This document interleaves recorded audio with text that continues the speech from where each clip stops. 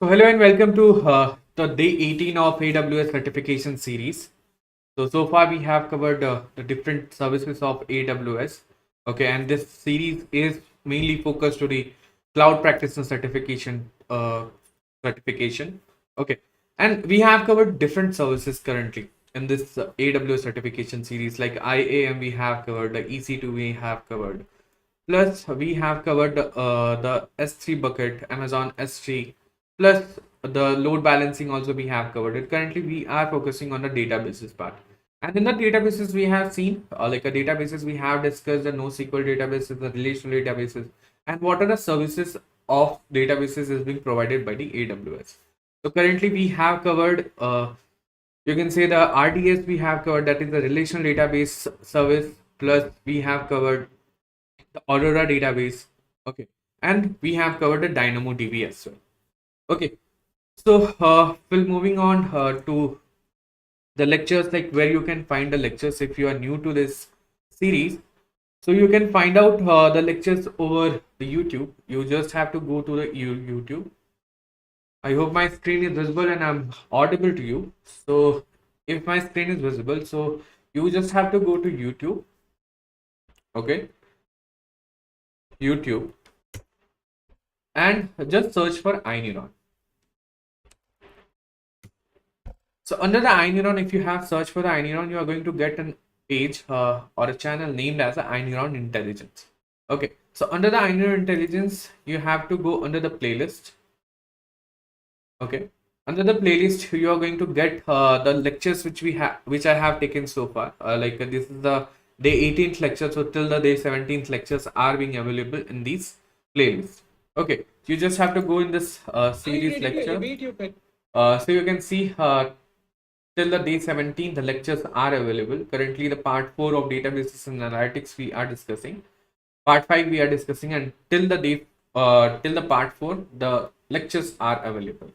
Okay, but if you have a requirement of resources, if like I'm discussing anything in the classes, so I'm discussing with the PPT, and with the handwritten notes I'm discussing it. So those resources you can find it out under our ineuron LMS, ineuron dashboard, under which you can find it out. So for every lectures, whatever the lectures is being present inside in these playlists, so you can find it out under the description where the dashboard is being present. So you can see every videos have check out for our free courses, in which the link is available. Just click on that link. It is going to forward you to the dashboard. So currently I'm not logged in. If you didn't log in or registered yet, you just have to register here. Okay, by clicking on it, you are going to divert it to this sign in page. Under the sign in page, you are getting an option of continue with the Google, continue with the Apple. So you can continue with the Apple and you can create your account. Okay, so I have an account, so I'm just going to sign in. Okay, so it is going to show like enroll now. If you didn't enroll yet, so it is going to show you enroll now. Just click on enroll now, and then after that, it is going to show you the go to course.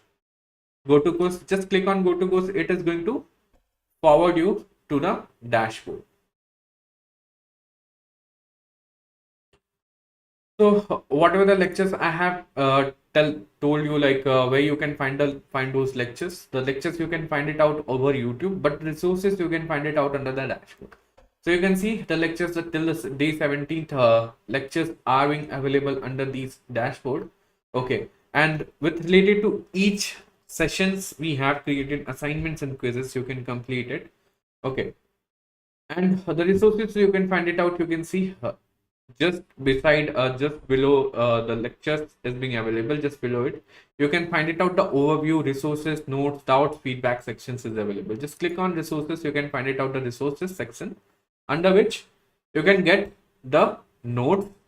Okay, the PPTs which we are discussing it, and the handwritten notes. So this notes is belongs to the Amazon S3 we have discussed previously. So the resources you are going to get it under the resources section. All right, so I hope like you got the idea from where you can find out the lectures if you are new to this session, and where you can find it out the resources under the dashboard.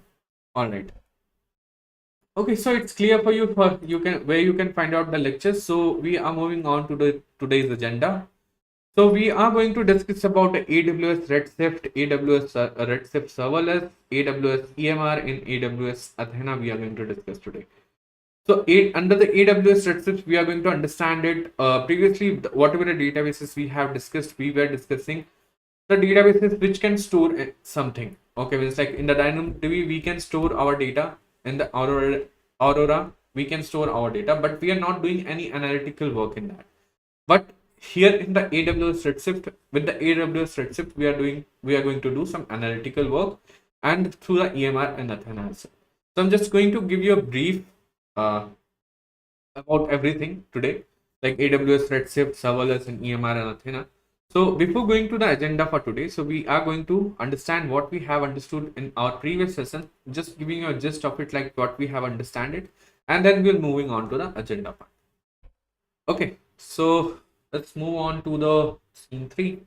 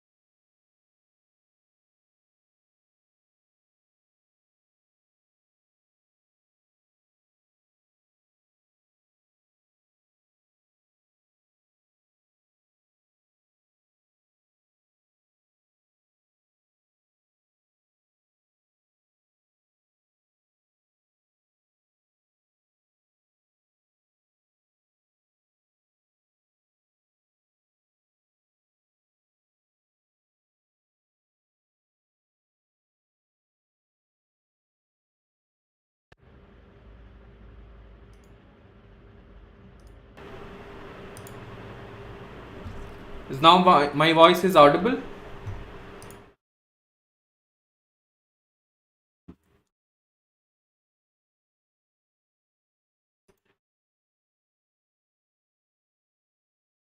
Okay, is it audible now? Okay, okay, all right. So I'm just going to give you a gist. I hope like it is not audible to you. So Joe, I'm just starting from the start. So the DynamoDB we were discussing. In previous classes we have discussed the DynamoDB. I'm just giving you a gist like what we have discussed. Okay, then we will move on to the agenda for today. Like whatever the agenda we have discussed, like Redshift we are going to discuss an EMR. So in the DynamoDB, I have pointed out like DynamoDB is fully managed, highly available with replication, 3 availability zones. Okay, means previously whatever the databases we have discussed, like relational databases we have discussed. Okay, like Aurora database we have discussed. So in which the DynamoDB, in which we are creating a backups and replicas of it. Okay, AWS is already creating a backup of it. So in the RDS, I have shown you, like, if the database is being created at that point of a time, they are creating a 3 databases in their backup to different availability zones. So same thing is happening in DynamoDB. They are creating a replication of 3 databases in 3 availability zones. Okay, and it have a NoSQL database. Okay, NoSQL databases means a not a related database, not a related database. Okay, and it scales massive workloads and distributed to serverless database. Okay, serverless, what I have told you, the serverless means you have to focus on one thing. I have given you an example. Like, serverless means, like, you are a developer, you have to focus on writing code only. Okay, and through that example, I have given you, like, you have to write a code only. Okay, and whatever the work is working on the back end. Okay, like, you have to trigger something, like a function is being created in your code, and that could be triggered with something. Some services like AWS Lambda is going to be is used for triggering your code. So in that case, the function as a service is being used in the serverless, and you just have to focus on code. You don't have to focus on other infrastructures is being created by the AWS. Okay, that is means the serverless. The same thing is happening in DynamoDB. So DynamoDB is a serverless database. You just have to focus on creating a tables, not focusing on the databases is being created. You just have to create a tables. Yesterday with the hands-on, we have seen that how the serverless database we have created. Okay, and when we have to use this DynamoDB, when you have a millions of requests is coming at a point of a time, okay, that point of a time, then you can go with the DynamoDB. So millions of requests per seconds, and it have a trillions of rows we can add it, and 100 TB storage we can add it. Okay, and it have a single digit latency and low latency retrieval. Single digit latency means, like, if you are clicking on retrieval of the data within a single digit, you are going to get your result. Okay, within a single digit latency, you are going to get your results. And IAM integration for security and authorization. IAM integration is required if the database is being created, and if a different operations, different departments is being available in your organization, and if you want to, one department is going to use your DynamoDB. So in that case, you can integrate in the IAM. DynamoDB is being integrated in under the IAM, so anyone can use the DynamoDB services. Okay, and then low cost and auto scaling capability means, if we are going to compare with the other databases, other NoSQL databases is available in the market with that, so it is going to cost you a low cost, okay, in AWS, and it is auto scaling capability means, like, if the DynamoDB is being created and you had created at very first of the 50 TB of storage you have been created at the time of configuration, you have done that, and there sometimes happens, like, if you have stored the data, okay, and the 50 TB is being covered, okay, and and the DynamoDB is being able to scale it, so it is going to auto scaling it. Okay, it is going to auto scale, like a 20 TB is going to add under the DynamoDB. So it is mentioned the low cost and auto scaling capability. Standard and infrequent access, stable access means, I have told you, like, in the S3 bucket we have discussed, like, we have a different classes means, like, we need to decide it, like, how the databases is being stored.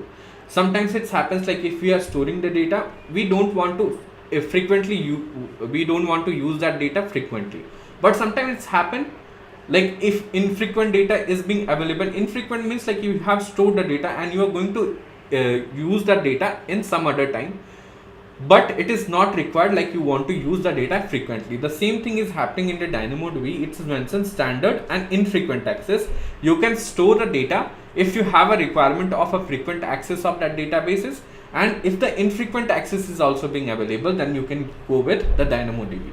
Okay, and then we talked about the DAX DynamoDB accelerator. So we have discussed the elastic cache in our previous session. So we have discussed about the elastic cache. Elastic cache is one of the database accelerator, you can say.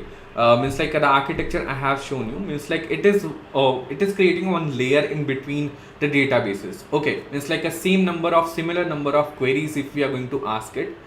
asked to the databases, so it is going to store in the in-memory caches, and through the in-memory caches it is going to be retrieved, okay, with a very low latency it is going to be retrieved for you. So the same thing is happening in the DynamoDB. DynamoDB have a DAX in it, okay, they are not using elastic cache, so it is an in-memory cache fully managed for DynamoDB. What I have mentioned, so it is fully managed for a DynamoDB. DAX is being used for DynamoDB only, okay. And it have a 10x performance improvement. If we are comparing with the elastic cache, it have a 10x performance improvement is there, okay. If and secure and highly scalable and available. So if you are storing your data under the DynamoDB, it is secured and it is highly scalable. Means scalable, I have told you, like it is going to be scaled. If there is a requirement comes in the databases, it is going to be scaled for you, okay. And it is available for you whenever it is being required. It is not, does not mean like if you have a requirement of that particular data, it is not being available for you for some reason, like it is being created in a different replicas of it, like a 3 replicas is being created in different availability zones, so it is available for you at any point of a time, okay. And the DAX is only integrated to DynamoDB. What I have mentioned, this is DAX is only integrated to DynamoDB, and it is elastic cache is used for other databases. Whatever the other databases, relational databases is being used, in that we can go with the elastic cache. The same thing is happening in the elastic cache. It is going to store the whatever the similar queries or the frequent queries you are asking, it is going to be stored under the in-memory caches, and through which we are going to get our results. And through the diagram I have shown you the architecture of the DynamoDB. You can see how the DAX is working in it. So you can see that we have a DynamoDB is being available. So this is a serverless database. So we are just focusing on the tables which we have created. So the tables is being created, and if anyone, like the application is being created for us, is already being created for us, and anyone wants to access your databases, so it is just going under the DAX, okay. If anyone have asked to read something from the database, so it is directly going under the DAX, okay. And if it is not being available under the DAX, the frequent queries, the query which you have asked for, it is not being available under the DAX, then it is directly goes under the DynamoDB, and through which you are going to get your result. But if the queries is similar and you want the queries, so in that case it is first going into the DAX, and you are directly going to get your result, okay. So this is a DAX, you can say the diagram, with the diagram I have shown you. And then we discussed about the global tables DynamoDB, making DynamoDB table accessible with the low latency in multiple regions, okay. So previously, whatever the databases we have discussed, so we have seen like the RDS is being available in different availability zones. We can create a different availability zones in which the RDS which we can create it, and the 15 replicas we can create in the RDS, right? But and what happened, like the replicas which we are creating in the RDS, through the replicas we can just read our database. We are not able to write something on the replicas. We just have to write something in the main database, okay, not in the all replicas which we have. But in, you can say, in the DynamoDB we have DynamoDB is being created. Let's say like this is our main database, that is a DynamoDB, and we have created a global table for us, okay, that is available in North Virginia, okay. Then the 2 replications you can see is being created. The main database is creating a one more database, that is under the Canada. We have created a DynamoDB database, okay, in which the replication is being created, okay. And previously what we have seen in the replicas, we can't write something, and we just have to read from those replicas. But in here you can see the 2 replicas which is being created, okay, we can do read and write, both things we can do that. Because of that I have written active replication. Active replication means in this region also my DynamoDB is being available, and in this region also my DynamoDB is being available. If my customer base is being available in North Virginia as well, and in the Canada as well, and if anyone wants to access it, they can access it by writing and reading both, Okay, so we can say that it is globally we can create a DynamoDB, and the replications which we are creating it is going to be read, and we can read and write through our users, we can do that. Okay, and yesterday also I have mentioned, it's like if we are replicating or creating a backup of the databases, so AWS is going to charge you. Okay, it doesn't mean like the replicas is being created, so it is not going to be charged. So whenever the DynamoDB you are going to be created, means like yesterday I have shown you like the how the DynamoDB is being created, and I have shown you like how you can delete it. Okay, so whenever you are creating any databases and it is not required for you for the learning purpose, you have created it, so just delete it. Okay, you don't have to keep it under your AWS console, it is going to be charged. Okay, now we are moving on for today's agenda, that is an AWS Redshift. So previously what we have discussed, the databases we have discussed, right? The databases where we can store our files. Okay, store our data in it.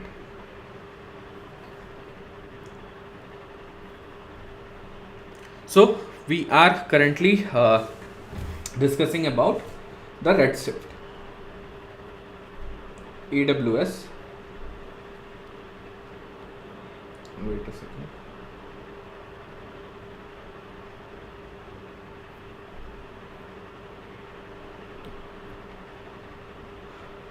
AWS Redshift we are going to discuss today.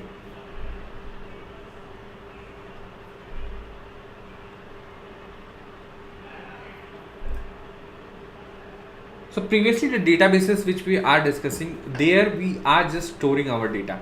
Okay, we are storing it, and when the requirement comes, like we want to retrieve our data and we want to write something in the databases, we can do that through the databases. But now the databases we have, like the AWS Redshift, if we want to talk about, the Redshift is going to be used as an analytical purpose. Okay, it is going to be create some clusters of it, and with that clusters it is going to predict something, and then with that it is going to give some analytics of that particular data which is being stored. Okay, so if in detail if we want to talk about the Redshift, okay, we'll start with the meaning about the Redshift. So overview if we want to give, so AWS Redshift is a data warehousing. So data warehousing means like in the organization, if you have an organization is there and a different amount of departments is being available, and if you have an application is also being available, and you are collecting some data from it. Okay, and those data where we can store it, we can store it under the data warehouse. Okay, so Amazon Redshift is a data warehouse solution, that is a data warehouse solution provided by the Amazon AWS, and it is designed to handle the large volumes of data. Large volumes of data means like a petabytes of data is being available or exabytes of data is being available. Then you can go with the Redshift, and it is designed to handle a large amount of data and often the petabytes range, and making it suitable for the organization with an extensive data needs. So AWS Amazon Redshift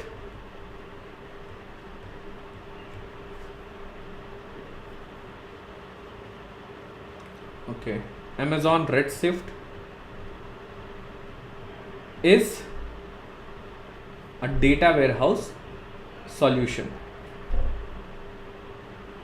Warehouse solution.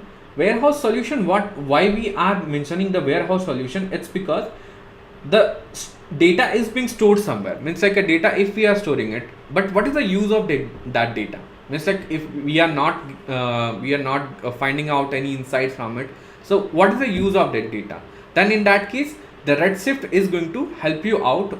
The data warehouse, whatever the data warehouse we have, from that data warehouse we are going to find some solutions from that data. We are going to find out some insights from the data, and we are going to implement that insights to use in our business. Okay, so it is being designed to make a data warehouse solution, and it is being used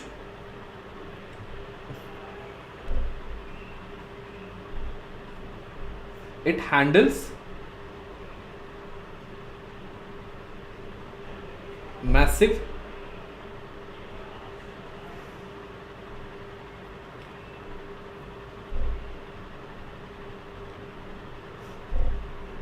data, that is petabytes of data, you can say that petabytes of data is being stored, is being used under the Redshift.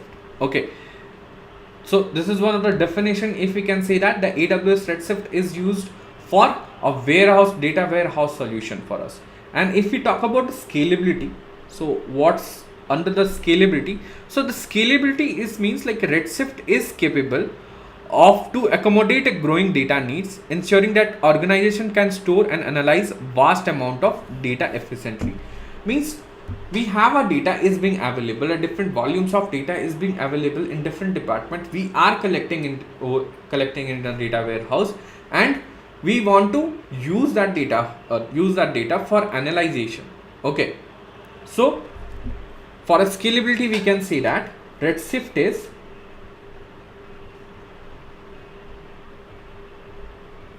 used to analyze, used to store, at very first we are storing it and then we are analyzing, right?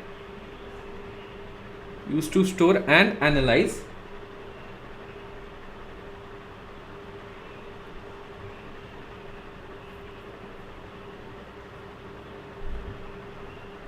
vast amount of data efficiently. So Redshift is itself a very, you can say, a big clusters. It is going to be created, a different type of clusters is being created in backend. Okay, I'm just going to show you like how the architecture of Redshift is, and in the backend the clusters is being created. It have their EC2 instances and databases is being involved to those nodes, and the clusters is being created, and with that it is going to give you a result within a milliseconds. It is going to give you a result. So this is the one of the benefits, you can say, of the Redshift. So currently it is used to store and analyze a vast amount of extensive data.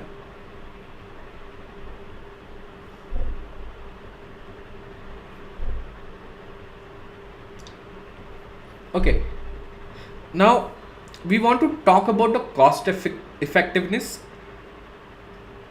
So if we want to talk about the cost effectiveness, so if you see like a data warehousing solutions, the other tools are also being available, other services are being available other than the Redshift, but Redshift is going to charge you the fraction of their cost. Whatever the cost is going to be charged by the different other tools, Redshift is going to charge you a fraction of those charges. So it is a cost effective for us, cost effective, and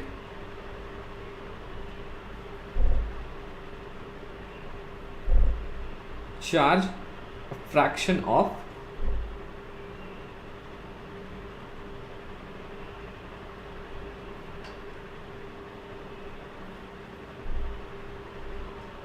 other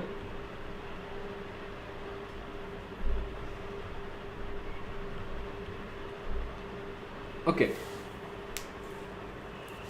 So these are the points, you can say that it is defining the Redshift. So Redshift is itself a data warehousing solutions. It doesn't mean like you are storing data and you are just storing data, you are not doing anything with that data. So with that data we are just going to find out some insights from it, and we are going to implement those things in our business to scale our business. And it is going to handle the massive amount of data, means like a large amount of data is being created a daily. You can say that in a day we are creating a petabytes of data, you can say that petabytes of data we are creating it, and that data is being stored somewhere, and through that data we are just analyzing something. You can say the Redshift is used to store and analyze a vast amount of extensive data, and it is a cost effective. If we are talking about some other warehouses solutions, with if we are comparing them, so AWS Redshift is going to charge us in a fraction of those charges. Okay, and how the AWS Redshift is working? It is because it have an MPP, that is stands for massively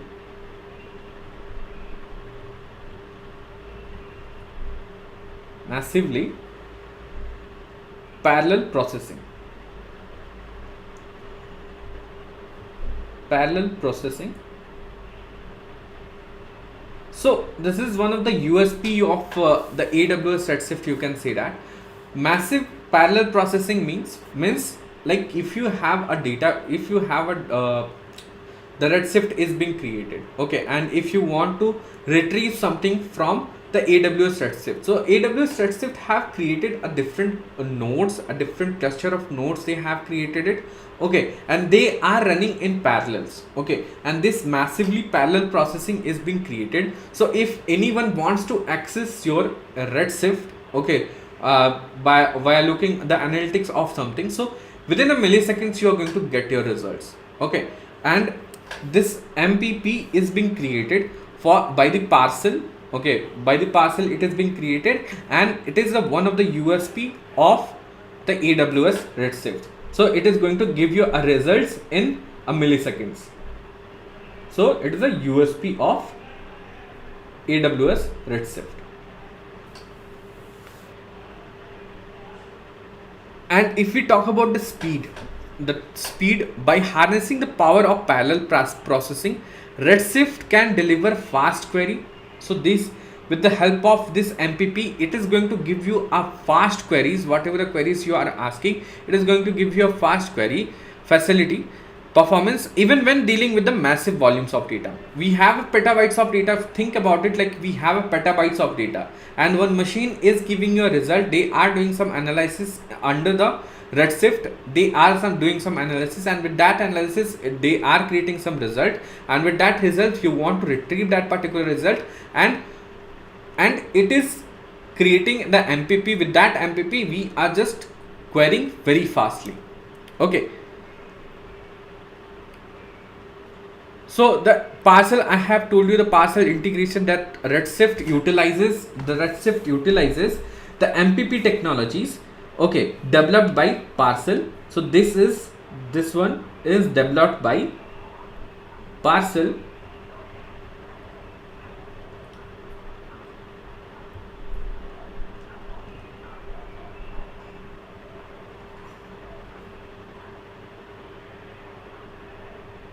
So this integration is being happened to leverage the expertise and innovations parcel in the field of parallel processing, okay.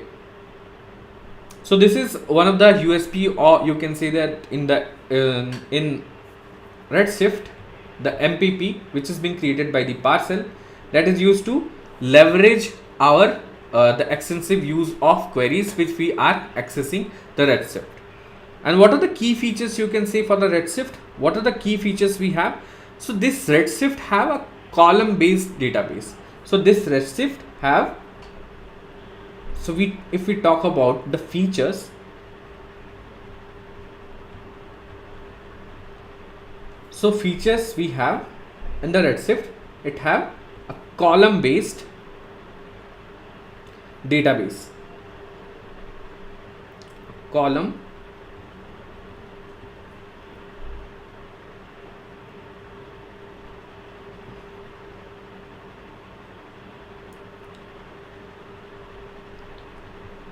oriented database. So why a column oriented database is being created in Redshift? So the column based database is being created, it's because it is going to help us out in doing analyzation of anything. Because of that, the Redshift have is being created in the terms of the column based, column oriented database, okay. And this Redshift is being accessed through the SQL compatibility. SQL compatibility.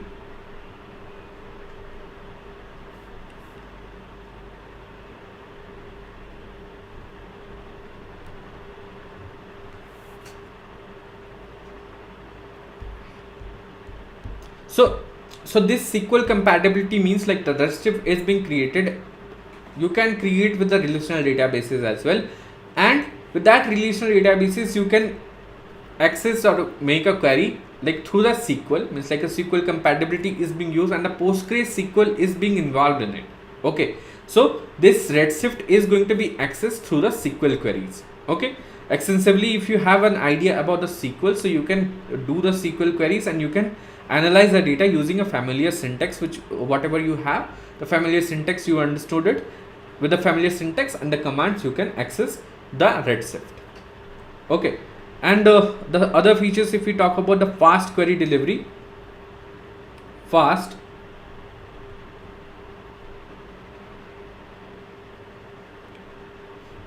query delivery.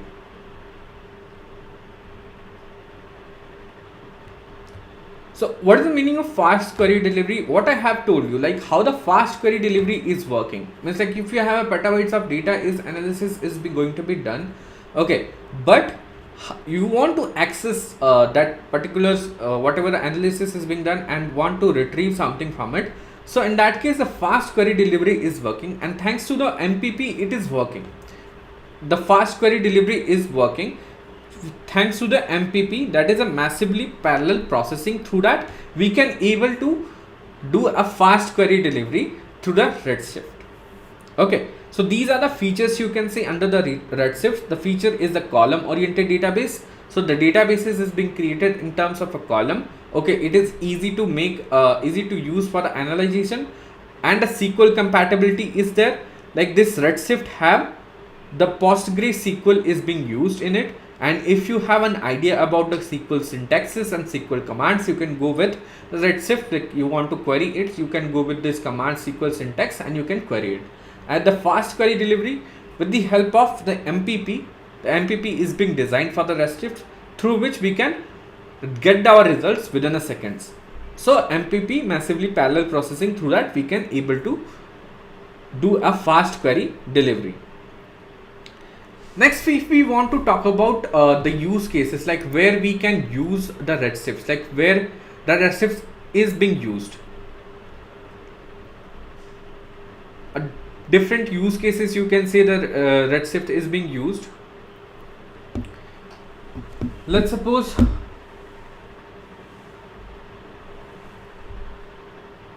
these are the EMR and these. Okay. So these are the architecture which we are going to discuss today. It's like for the Redshift.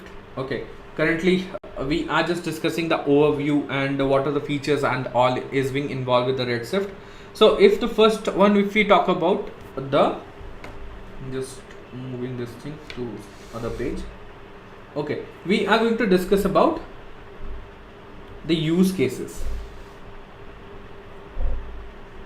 Use cases of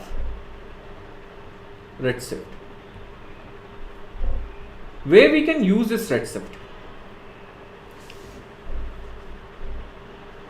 So as I have mentioned, like Amazon Redshift is used when the data to be analyzed, which is humongous. It's like data is humongous for us, and data has to be least of petabytes. Means like data is being available, we can extend our data set data also. Means like in terms of petabytes, we have a data is being available for a Redshift for a viable solutions. Okay, and the MMP technology which is being available under the Redshift, which is used to be leveraged only at that scale. Okay, beyond the size of the data, there are some specific use cases that you can say that warrant us its use. So what are the use cases we can say that which is being used for the Redshift? First one is real-time analytics. So sometimes it's happened like companies wants to use the databases to real-time analytics. How the real-time analytics works and which companies are using this real-time analytics of Redshift. Real-time analytics, we can do that. Means like if you have a customer base is being available and you are getting some data from it. Means like the data we are getting it. Means like real-time data is coming and the past data is also with you. Means like a historical data is being available and the current data is also coming towards your databases, and we want to do some analyzation from it.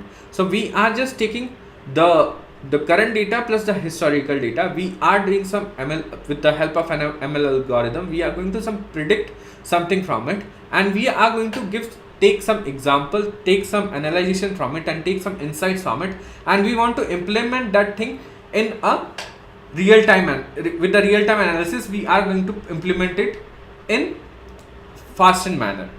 Okay, so many companies are using this real time analytics. So you can say that for making decisions based on the real time data, often to implement a solutions quickly. So one of the company is Uber is using this, the Redshift, AWS Redshift. So you have seen that if you are using the if you are using the Uber, so you have seen that like if a rain comes and if any traffic comes, so based on that the charges of the, you can say, the Uber charges is going to be high. So it is going to be done with the AWS Redshift. With that, they are just doing some analyzation, and with that analyzation they have make some decision, and with that decision you are going to get your result in real time. Okay, based on your historical and current data, Uber has to make a decisions quickly. Means like they have created the Redshift with that current and historical data. They have created with the ML algorithm, they have predicted something, and they want to use that prediction to make a decision for their market. Okay, for quickly it has to decide the search pricing, what I have mentioned, the search pricing, plus where to send the drivers, what route to take, expected traffic, and a whole host of data. So okay, and thousands of such decisions have to be made every minute for a company like Uber with operations across the globe. Okay, so one of the examples I have given you, the real time analytics. Real time analytics means like the current data which we are going to get it. Current data we are getting it, and the historical data we are getting it. So through that we are just doing some predictions, and through the predictions we are getting our results, and we are making some decisions. So I have given an example like with the Uber. You have seen that Uber is going to charge, surcharge is going to be charged based upon the weather. Like if it is raining, so raining would be there, then in that case the surcharge would be high. That decision is being taken with the help of AWS Redshift. So this is one example, you can say, the real-time analytics use cases, you can say that. And if we talk about the second use case, that is combining multiple data sources. Combining multiple data sources.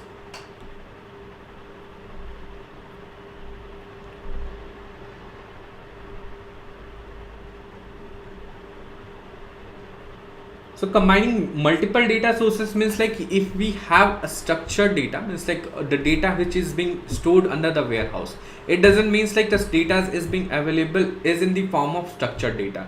So this is one of the good service of the Redshift, you can say that. It is going to take care of whatever the data is being created, which is in terms of structured data, it is in terms of semi-structured, or it is unstructured data. So it is going to be used for gaining insights of it.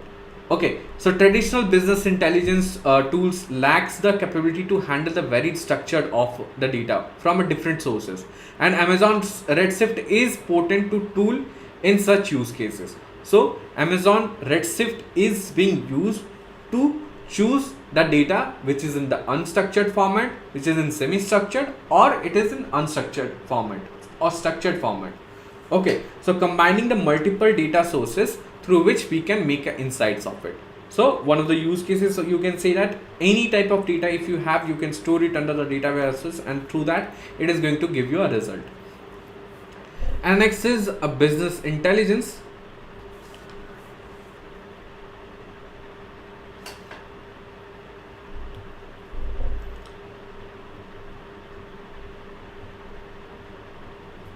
Business intelligence. So business intelligence means like you have a data is being available.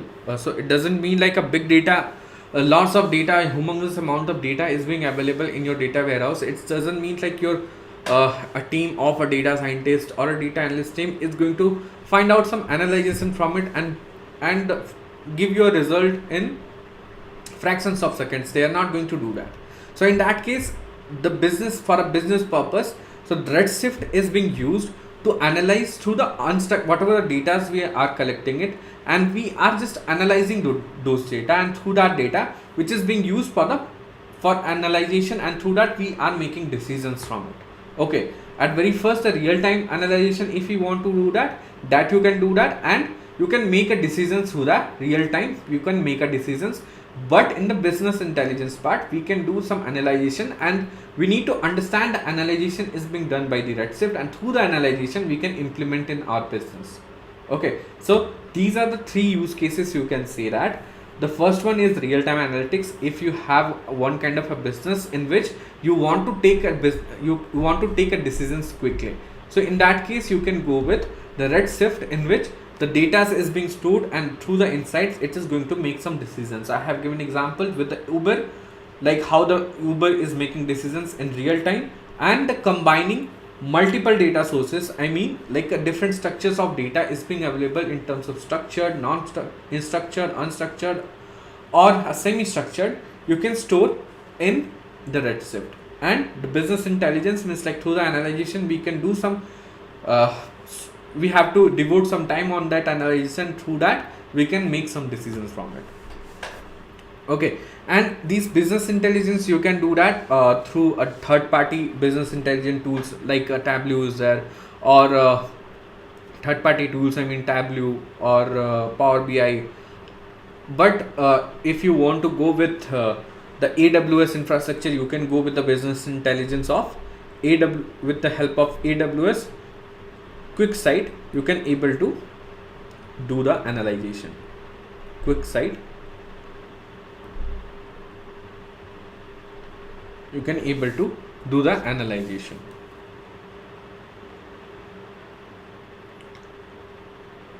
Okay, so in a broader term, if we want to understand it, like how the Redshift works,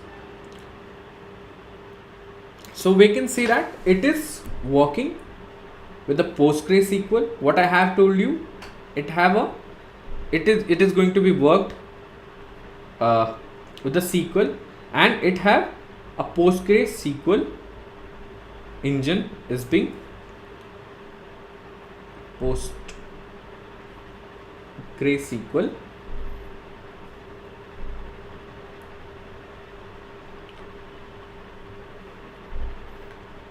But it's not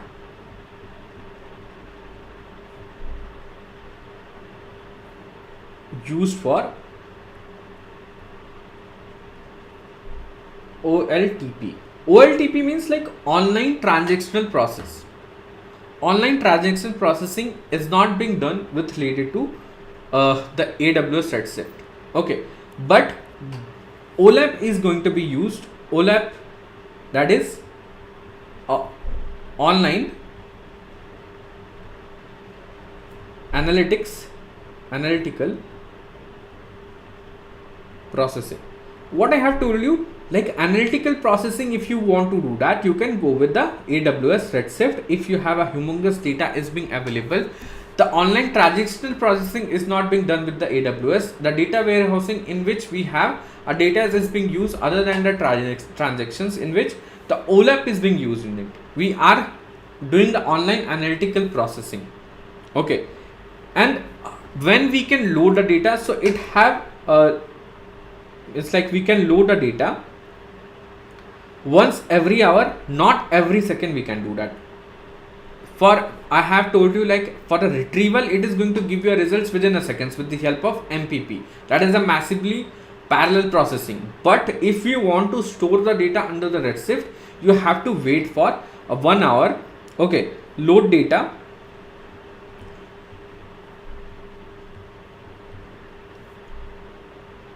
In every 1 hour,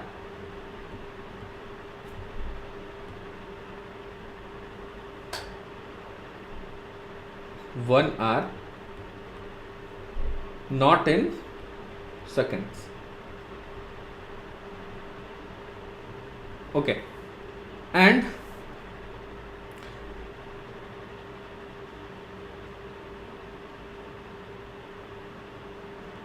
So what I have told you, like different warehouses we have, a different warehouse, a data warehousing tools is being available in the market, and they are performing. Redshift is claiming, like it is claiming, like it is performing at 10x performance other than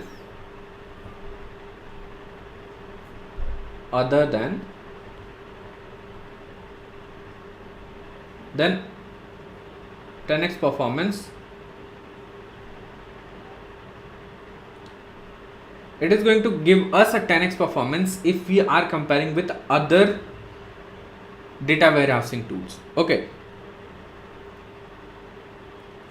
and it is being used for a paper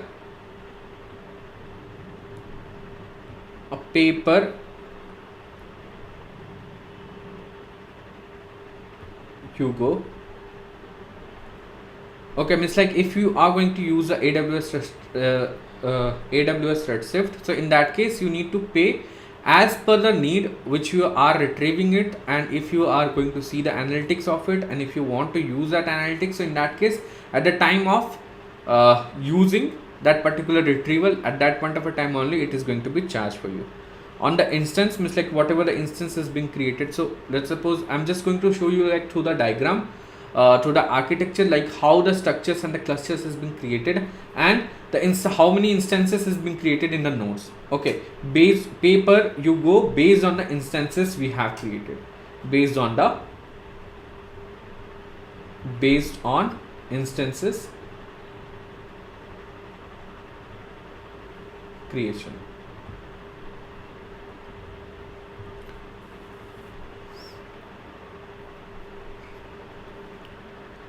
Okay, so with these terms we got the understanding, like AWS Redshift is being used for a humongous amount of data is being stored, and through that humongous amount of data we need to do some analysis from it, and through the analysis we can use that analysis for our business. And the use cases I have given you, like what are the use cases are involved with the AWS Redshift.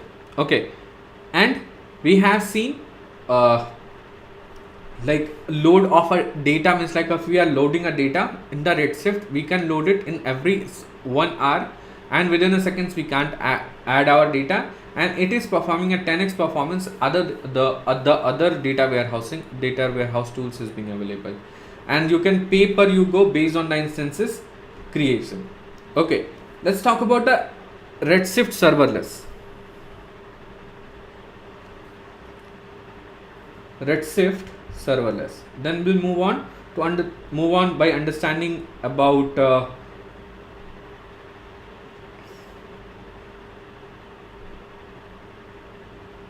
I hope the screen is visible. Okay, all right.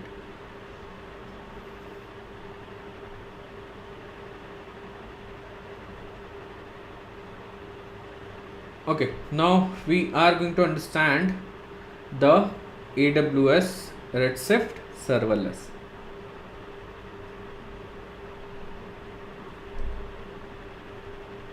I hope you have idea about the serverless.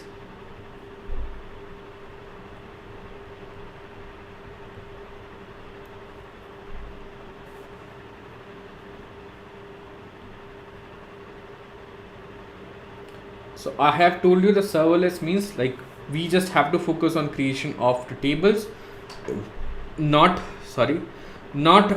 on other cloud infrastructures is being created. We don't have to take care of that. We just have to focus on one part. So AWS Redshift means it is being automatically provisions. Okay, it is helps in automatically provisions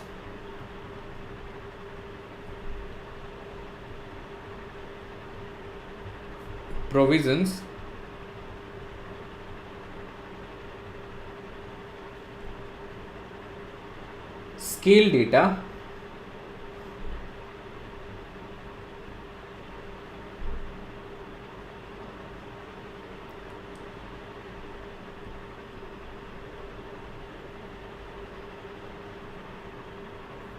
scale data warehousing on underlying capacity.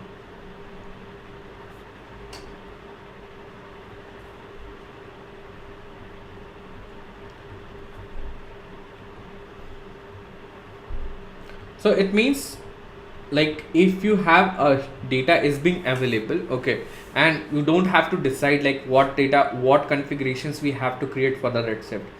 In here, like, whenever the data is being stored, it's like your data is come, it is directly being stored under the Redshift. And if the data is coming, means like in large volume of data is coming, it is going to scale uh, scale it is going to scale by the Redshift automatically, and it is going to provisions and the data warehousing underlying the capacity. Whatever the capacity was being decided at very first, it is going to scale after that if the large volume of data is coming. Okay, and it is going to run the analytics,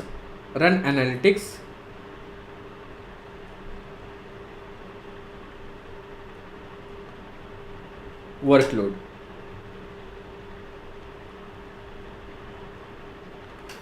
So this run analytics workload, it is going to be shown for you, means like run analytics workload, it is going to be shown without managing the data warehouse infrastructure. Data manufacturing infrastructure is being taken care by the AWS.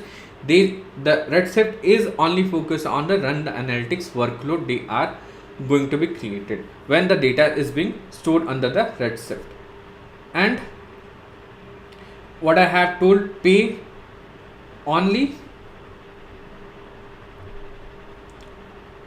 what you are using.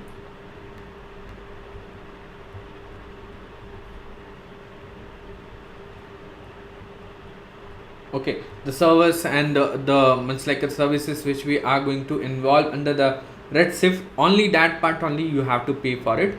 The instances is being created, and the instances and the quick site if you are going to use it. So in that case, you just have to pay for those part only. Nothing extra charges is going to be charged by the AWS Redshift. Okay, so you got the understanding how the Redshift serverless is being created. In the DynamoDB, we have seen that we just have to create a table. So the same thing is happening in here. It's like it is going to automatically provisions and scale the data warehousing when the requirement comes. Like if the humongous amounts of data is coming, so in that case, it is going to be stored in underlying capacity which we have decided. Okay, and run the analytics workload, and we don't have to focus on the infrastructures is being created by the AWS, and the pay only what you are using it. Okay, so with this with these terms of the serverless, you got the idea like how the AWS Redshift working. Now moving on to the architecture. Alright, so we have an architecture is being available. Okay, so we have architecture of the Amazon Redshift. So here what is the meaning of architecture of Amazon Redshift here? So what is happening here? Here we have a data, okay, that is being used as a data sharing clusters. It is being stored in here. So let me change this one. So this is our client.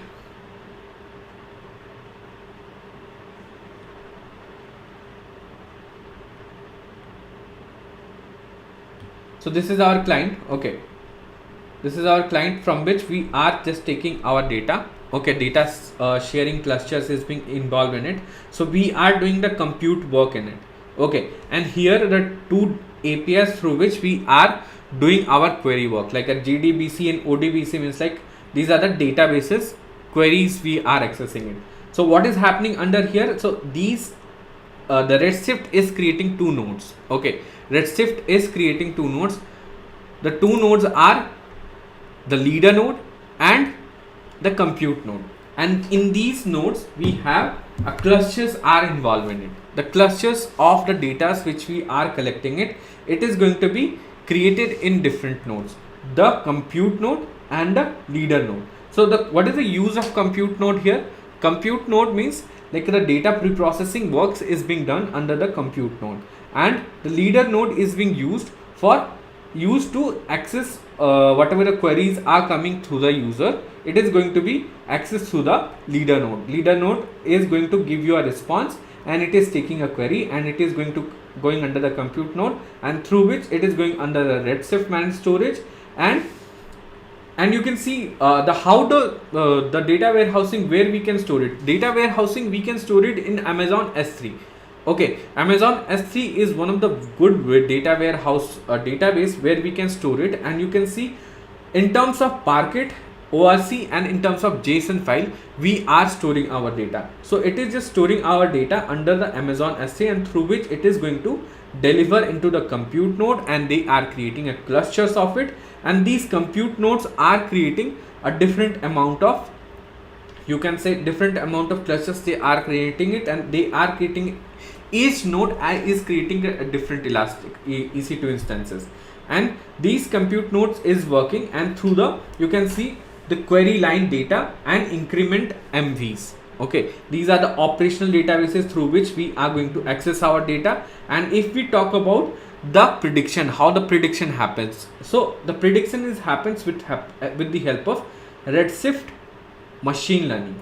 So it is available under the Amazon SageMaker, under which the Redshift machine learning is being available, and under which the whatever the clusters is being stored under the nodes, through which we can find it out, we are doing some analytics through it, and we are giving some results. Okay, so this is a whole architecture of Redshift, you can say that. From here we are getting a data, we are storing our data here, and our data is being stored under the Amazon S3 in terms of Parquet, ORC, or JSON file, and that is being forwarded to the compute node, and compute node is creating a clusters in every node, and through that cluster is going to be predicted to the Redshift ML, and it is going to do some analytics, and through that we are going to get our results in here in terms of data API. Okay, so this is a simple architecture of Redshift, you can say that. Alright, so moving on to the Amazon EMR.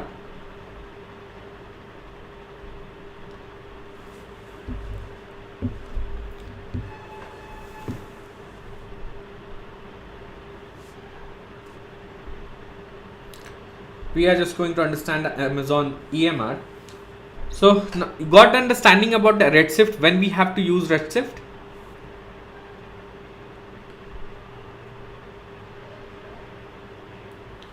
Okay, now we are going to understand the Amazon EMR.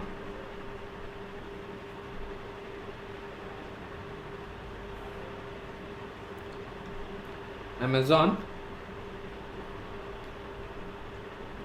EMR. So this EMR stands for stands for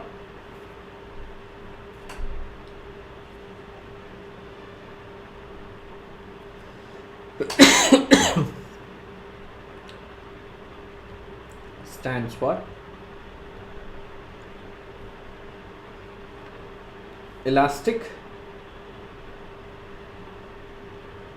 map reduce.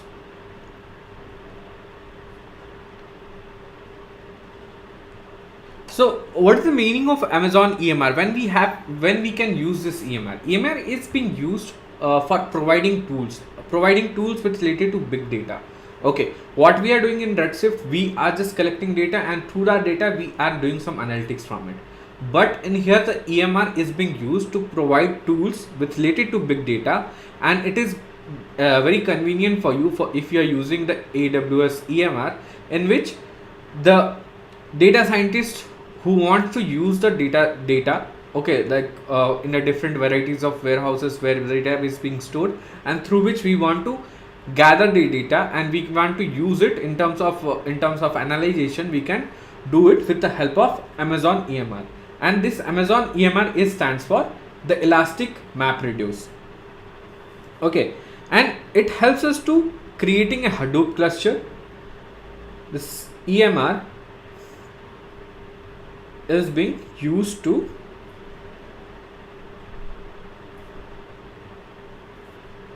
create Hadoop clusters. So when we are creating Hadoop clusters, when we have a data, a humongous amount of data is being used, okay, we are creating a Hadoop cluster which comes under the big data.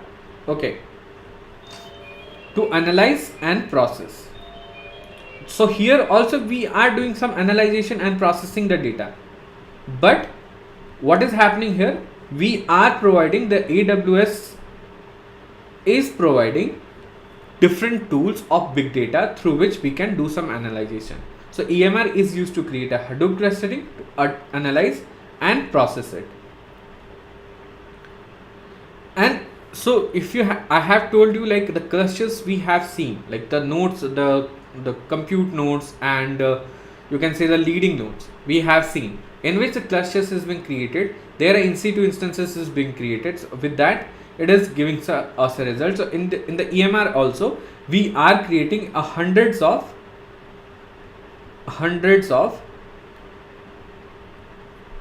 EC2 instances we are creating in Amazon EMR. Okay, and it also supports the Apache, Presto,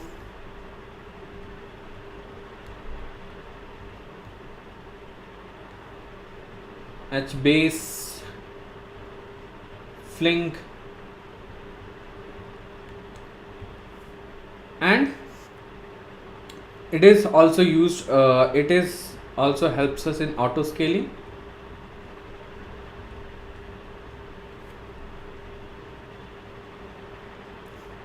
and integrated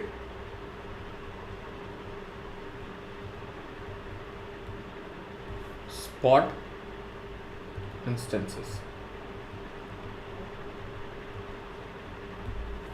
So the EMR is being used to provide a tools for us, okay, provide a big data tools, okay, and it is stands for the elastic map reduce. And EMR is used to create a Hadoop clusters. It is helps us to create a clusters in the Hadoop cluster to analyze and process it, and it is going to be create a hundreds of EC2 instances. Means like if you are going to create if you are going to use the AWS EMR, so in that case it is going to give us you have to create hundreds of EC2 instances, and the Apache, Presto, and HBase and Flink is being integrated with the Amazon EMR. It also supports the Apache, Presto, HBase, and Flink.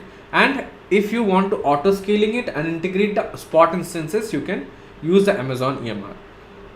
So this is the Amazon EMR. Okay, so if you want to go with the processing and analyzing anything, you can choose these services, these database services like a Redshift. You can choose it, and through the through the you can say through this architecture, I hope you got the idea how the Redshift work, and the EMR is also doing the same thing. It is just providing us a result with related to big data. We can do that. So whatever the agenda we have started today, the Redshift we have completed. The analytics part we are going to do with the Redshift, like we are storing a data in terms of humongous amounts of data we are storing in the Redshift, and through that data, through the ML, we are just going to predict it. And the features I have told you, like in which features we have to use the Redshift, like use cases I have told you for a real-time analytics. If we want to do that and we want to combine different data sources, we can combine it. This is one of the USPs of the Redshift, you can say that. And for a business intelligence, to understand the analysis, through the analysis how the business is going to be impact for us, so through that we can go with the AWS Redshift if you are going to use the data warehousing data. Okay, then we understood the Redshift serverless means like you have to focus on just this is, you can say that this is the serverless for us. We just have to focus on these clusters, the clusters we have created in the compute node, and in the leader node has been created. And the leader node, I have told you, is being used for make a communication in between the users and the Redshift. Okay, and how the prediction is happened through the help of Redshift machine learning. So architecture I have shown you like how it is working, and through the AWS Redshift serverless, I have shown you like how the serverless Redshift is working. And we have seen I have given an overview which related to AWS EMR, and AWS Athena is also the same thing like the EMR only, and the Redshift only. Like in the Redshift, like we are using the compute clouds and the leader node, we are going to use it. But in AWS Athena, it is going to be a very simplistic way. We are going to use the data and we are going to analyze it. Okay, to the AWS Athena. So AWS Athena is a big topic. We are going to discuss the AWS Athena in our next lecture, and we are going to discuss about the document DB and the Neptune and our the quick site we are going to discuss tomorrow. Okay, I hope you have learned something new today with related to databases. You have learned something new. So we have completed a different the Redshift databases plus the EMR we have covered. Athena we are going to cover in tomorrow. We have covered the RDS, Aurora, Redshift, and DynamoDB we have covered. So these databases we have covered. Some more databases is being available. So we are going to discuss those databases in our next lecture. Okay, guys. So good night. If you have any queries or something, you can write down in the comments. I will help you out in understanding those topics. And if possible, I'm going to discuss it in our next lecture. Okay, guys. So